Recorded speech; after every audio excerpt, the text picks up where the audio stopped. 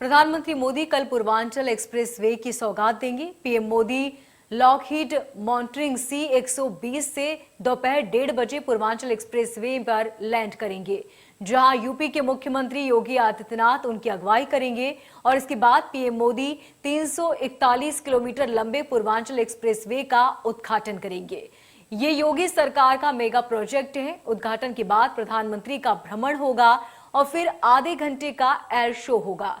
16 नवंबर को पूर्वांचल एक्सप्रेसवे पर भारतीय वायुसेना के फाइटर जेट विमान अपने पराक्रम और शौर्य का प्रदर्शन करेंगे, जिसमें मिराज विमान भी शामिल है, जो 2500 किलोमीटर प्रति घंटे की रफ्तार से उड़ान भरता है। इसके अलावा सुखोई, जगुआर और सूर्य किरण विमान भी पूर्वांचल एक्सप्रेसवे पर टच डाउन करेंगे। दोपहर 2:40 पर एयर शो शुरू होगा।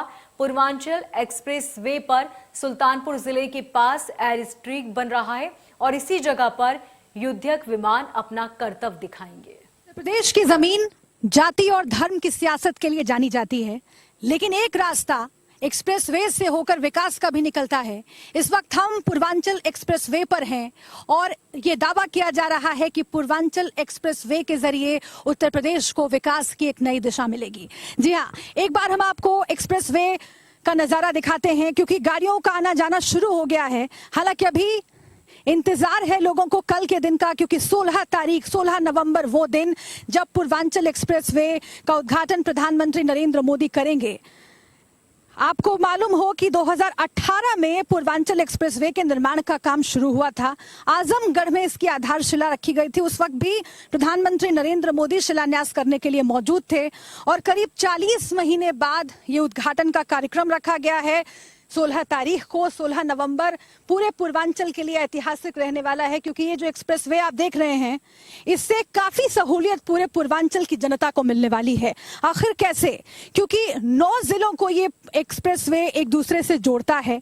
इकोनॉमी के लिहाज से, जैसा कि सीएम योगी आदित्यनाथ जिक्र कर चुके हैं कि अर्थव्यवस्था के लिहाज से ये बहुत महत्वपूर्ण रहने वाला है और करीब 350 किलोमीटर की इसकी लंबाई है। आप समझ सकते हैं कि 9 जिलों को जोड़ने वाला ये एक्सप्रेसवे आम लोगों के लिए कितना महत्वपूर्ण, अर्थव्यवस्था के लिए कितना महत्वपूर्ण।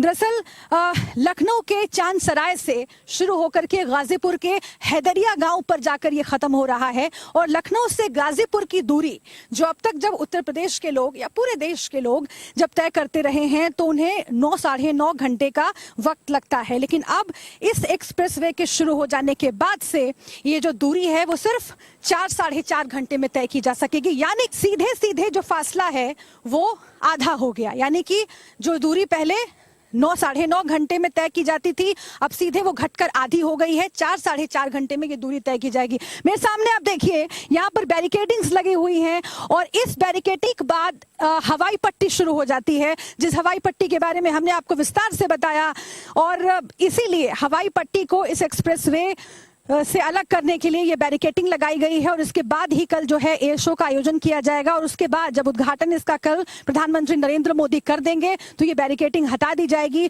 अभी भी अगर आप देखें, हम जब इतनी देर से यहाँ पर मौजूद हैं तो कई गाड़ियां उस तरफ से आ चुकी हैं, क्योंकि उन्हें मालूम है करीब 2 महीने हुए हैं जब आवाजाही इस पूरे रोड पर शुरू हुई है गाड़ियों की, और चूंकि लोगों को सहूलियत हो रही है आने जाने में तो लोग इधर से चले आते हैं, लेकिन जब उन्हें पता चलता है कि आगे बैरिकेडिंग है तो यू टर्न लेकर फिर वो दूसरा रास्ता पकड़ते हैं। लेकिन इसी से आप समझिए कि कितना बड़ा ये मौका है और कितनी बड़ी सौगात है, क्योंकि जैसा कि मैंने आपको शुरुआत में कहा था कि धर्म और जाति की सियासत के लिए उत्तर प्रदेश जानी जाती है, लेकिन पार्टियों ने यह भी कोशिश की है वक्त वक्त पर, चाहे वो मायावती की सरकार हो, अखिलेश यादव की सरकार हो, यमुना एक्सप्रेसवे से लेकर आगरा एक्सप्रेसवे तक का तोहफा यूपी वालों को दिया गया।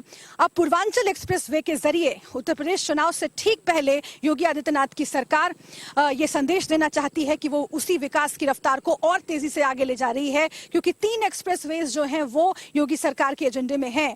बुंदेलखंड एक्सप्रेसवे भी है, गंगा एक्सप्रेसवे भी है, जिस पर भी हमारी बात हो रही है यहाँ के जिम्मेदार लोगों से, मंत्रियों से, विधायकों से।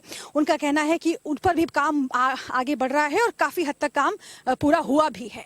तो कुल मिलाकर के चुनाव के ठीक पहले आप इसमें सियासत तलाश सकते हैं, लेकिन आम लोग काफी खुश हैं कि उन्हें इस एक्सप्रेसवे की सौगात मिली है, जिससे रोजगार कामकाज के लिहाज से भी और आवाजाही के लिहाज से भी उन्हें तमाम सहूलियतें हासिल होने वाली हैं। सुल्तानपुर से कैमरा पर्सन हरिओम के साथ शुभ्रा, इंडिया न्यूज।